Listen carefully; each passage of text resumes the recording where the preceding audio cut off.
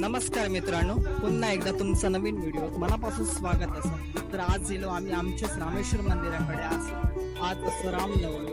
पहिल्यांदा तुमका रामनवमीच्या खूप खूप शुभेच्छा. तर आज आमच्या पण मंदिरात रामनवमीचा कार्यक्रम साजरा केला जातो. राम जन्म सोहळा साजरा केला जातो.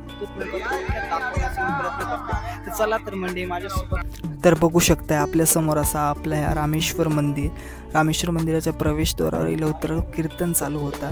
कीर्तनकार असत आपल्याच गावातील. तर पुढे जाता जाता बघलं येतं भाविकांची अतोनाट गर्दी होती. बघून एकदम मनात समाधान वाटल्यासारखं झालं. आणि समोर बघतोय तर महिला वर्ग होतो आणि त्यांच्यासोबत ना लहान मुलं पण होती. ती कीर्तनाचा आस्वाद घेत होती. ते पण बघून एकदम मन शांत झाल्यासारखं वाटलं.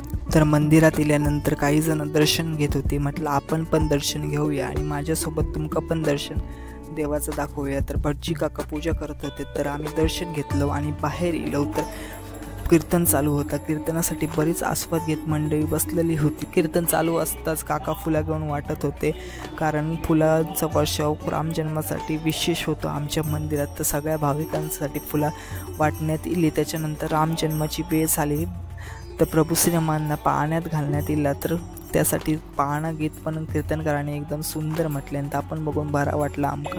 सगळेजण भाविक एकदम खुश होते. सगळेजण आतुर झालेले आणि लगेचच प्रभू श्रीरामांचा जन्म झालो. त्यानंतर भाविकांनी दर्शनासाठी रांग लावली. सगळ्यांनी दर्शन घेतला. दर्शन घेऊन झाल्यानंतर भटजी काका मूर्ती मंदिरात घेऊन जात होते. तर काही जण रवलली, तर काही जणांनी आशीर्वाद घेतले. त्यासोबत भटजी काकांचा पण आशीर्वाद घेतल्याने त्यानंतर देवासाठी नैवेद्य दाखवण्यात दिलं. तर आज रामनवमी विशेष म्हणजे सुंतावड्याचं नैवेद्य दाखवण्यात होतं. काकांनी सगळ्यांका प्रसाद म्हणून नैवेद्य वाटूक घेतल्याने देवाच्या पालखीची वेळ झालेली. तर सगळे भाविक भक्त आतुरच होते कधी पालखी काढतात त्याच्यासाठी. तर पालखी तर काढल्याने पालखीची सुरुवात मस्तपैकी सुंदर गाण्याने केल्याने त्यानंतर पालखीची पूर्ण प्रदक्षिणा ह्या मंदिराभोवती केली जातात. पालखी प्रदक्षिणेच्या वेळी देवाचं नामस्मरण केलं जातं.